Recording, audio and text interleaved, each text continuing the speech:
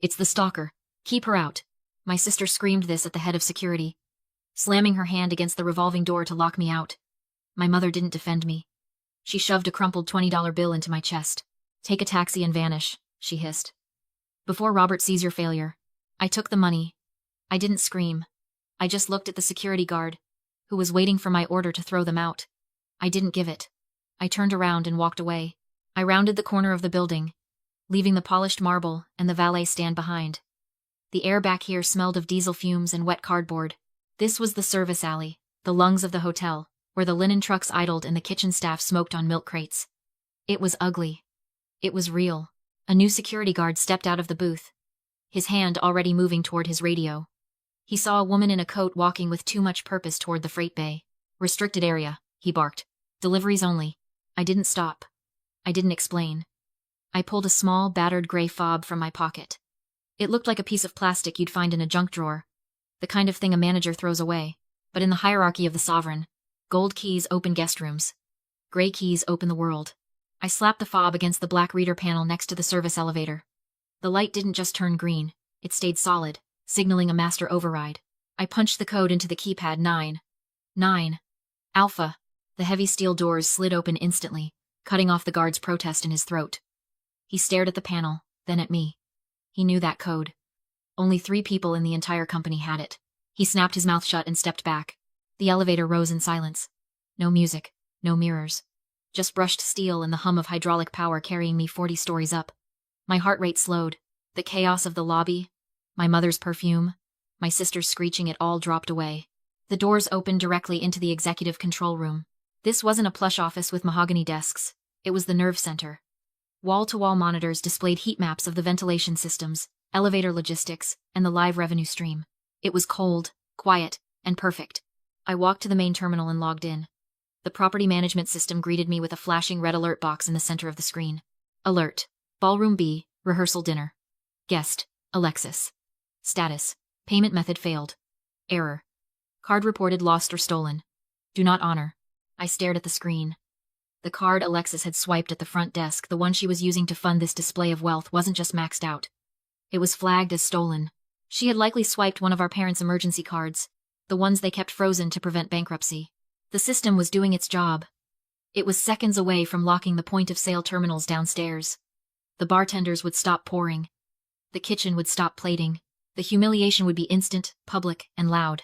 My finger hovered over the cancel event button. It would be mercy. I could shut it down right now. I could save them from the felony they were committing. They would be kicked out, embarrassed, and angry, but they wouldn't be criminals. Then I remembered the way Mason looked at me when Alexis called me a stalker. I remembered the crumpled $20 bill burning in my pocket. They wanted a show. They wanted to pretend they belonged in this world of unlimited access. Okay, I whispered to the empty room. You want to be royalty? Be royalty. I typed in the executive command. Override authorization. Billing type. House account. Limit. Unlimited. I hit enter.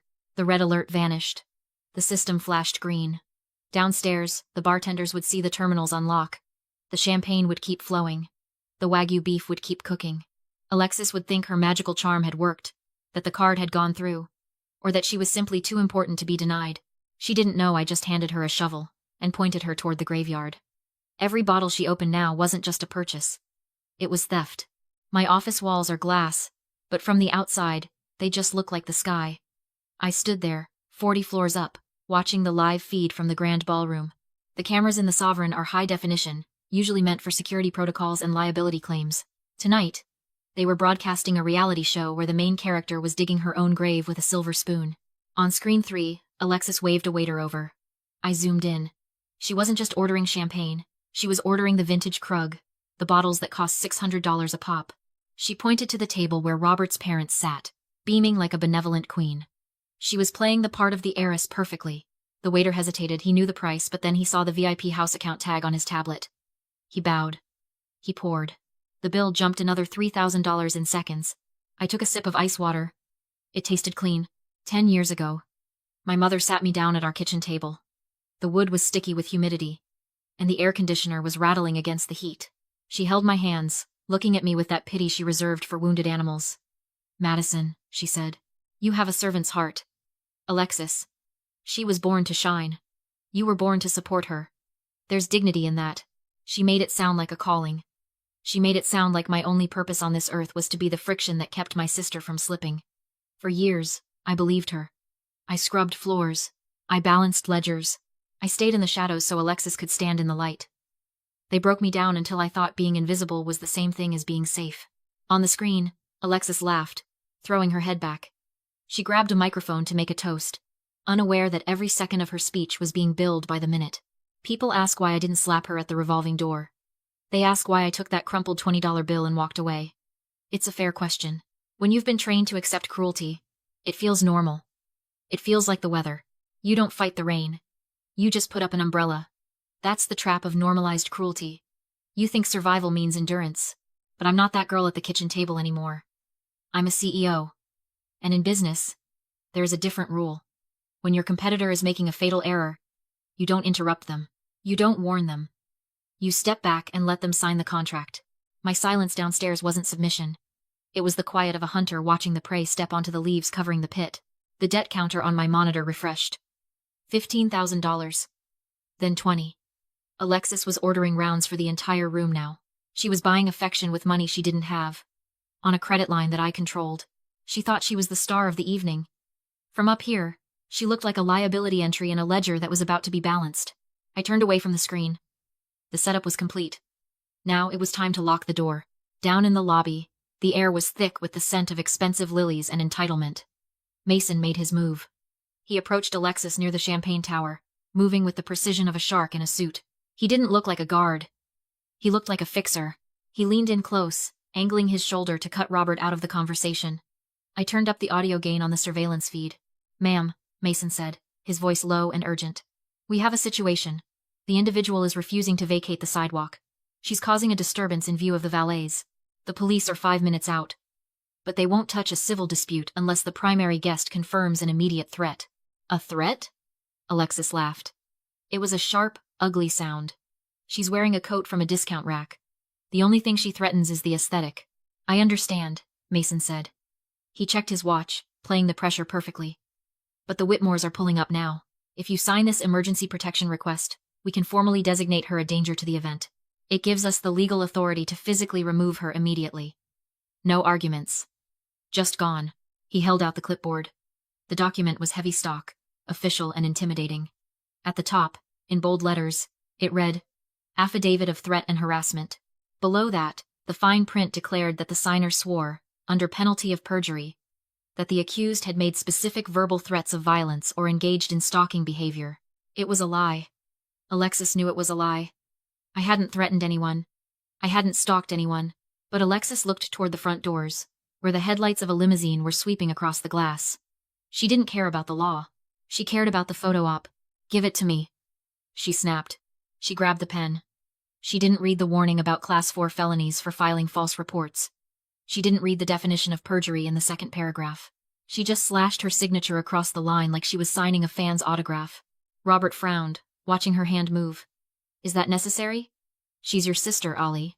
"She's a liability, Robert," Alexis said, handing the clipboard back to Mason with a dismissive wave. "Better safe than sorry." Up in my office, I watched Mason nod and walk away. He wasn't taking that paper to the police to arrest me. He was filing it in the safe. With that one signature, Alexis hadn't just been mean. She had crossed the line from a bad sister to a criminal defendant. The trap was armed. By 9 o'clock, the bill hit $50,000. I watched the itemized receipt scroll across my monitor like a stock ticker. Most people would see a party getting out of hand. I saw a crime in progress. Alexis wasn't just ordering expensive wine. She was laundering money. There were charges for vendor fees to a DJ who I knew for a fact was her college roommate's boyfriend. There were cash gratuities of $5,000 billed to the room cash that the staff would be instructed to hand back to her under the table later. And then came the bulk purchase. $10,000 in spa gift cards. She was liquidating the credit line before the night ended. This wasn't a celebration. It was a smash and grab. I picked up the dedicated line to the floor manager. "David," I said. "It's time for the upgrade." "Is she ready?" David asked. "She's drunk on power," I replied. "She'll sign anything." I watched on the screen as David approached the head table. He carried a silver tray with a single black tablet on it. He waited for a lull in the conversation, then bowed slightly. "Miss Alexis," he said, his voice smooth as silk. The management is overwhelmed by the elegance of your event. As a gesture of goodwill, we would like to upgrade your after-party to the Imperial Suite. It has the panoramic terrace you wanted. The Imperial Suite. $5,000 a night. Private elevator. Butlers. It was the bait she couldn't resist, because it was the one thing she hadn't been able to afford to fake. Alexis clapped her hands together, squealing. She looked at Robert's parents, making sure they heard. See? They know how to treat VIPs here. We just need a quick authorization for the room change, David said, holding out the tablet. Standard liability waiver. It was a standard digital contract. Scroll, tap, sign. We've all done it 100 times without looking. But I had modified this specific file 10 minutes ago. Hidden in plain sight, right above the signature line, was a clause in bold text. Joint and several liability. Personal guarantee. By signing, she wasn't just accepting a room key. She was acknowledging that the corporate account she claimed to be using was exhausted, and she was voluntarily assuming full personal responsibility for the entire debt. It bypassed the fake business entity she was hiding behind and attached the $85,000 directly to her social security number. She didn't scroll. She didn't read. She just grabbed the stylus. Finally, she said, signing her name with a flourish. Someone who understands service. On my screen, the document locked. The PDF generated instantly, stamped with a digital timecode and her biometric signature data. Gotcha, I whispered. She thought she had just swindled a free penthouse. In reality, she had just signed a confession to grand larceny. The trap wasn't just set anymore. It was welded shut. The music stopped abruptly, cutting off mid-beat. The sudden silence was heavier than the noise had been. A manager in a dark suit walked up to the head table, his expression unreadable. He leaned in and whispered something to Alexis, Deborah, and Robert. I saw them nod, exchange confused glances, and stand up. They were strutting, adjusting their clothes, expecting a private toast or another gift. They thought they were being escorted to a VIP lounge. They were actually being walked into a slaughterhouse.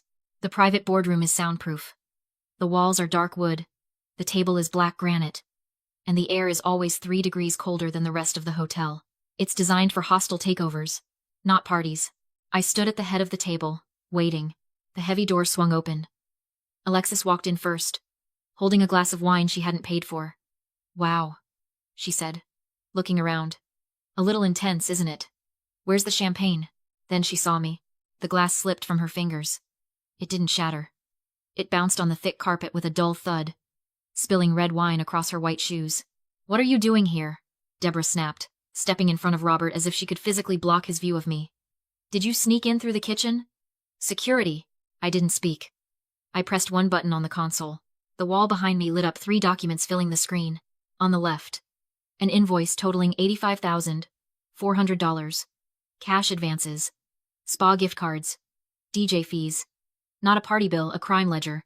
In the center, a credit report stamped in red. Card declined. Closed for fraud. Richard and Deborah's names glared back at us. On the right, the affidavit Alexis had signed an hour earlier, her signature enlarged, accusing me of stalking her. Security isn't coming for me, I said calmly. I own the building. Robert blinked at the screen. You own this place? Since I was 24, I replied. While you told people I scrubbed toilets. Alexis panicked. She faked this. She's jealous. I pointed to the wall. That's your sworn statement to police. That's a stolen credit card bill. And those spa charges? Felonies. My mother begged me to stop. I didn't create this, I said. She did. Alexis was shaking now, no longer angry, just realizing the fantasy was over. You have 5 minutes, I added. Before police execute the warrant. Robert stared at the numbers, the timestamps, the signature. His face drained of color. This is fraud, I told him.